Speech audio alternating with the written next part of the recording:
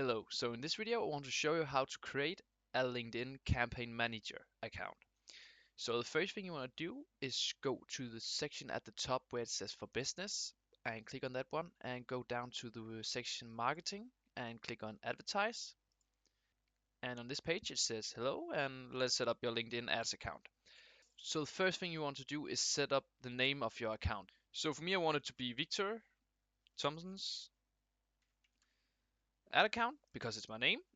And down here I can change the currency I want. But for me, I want it to be USD.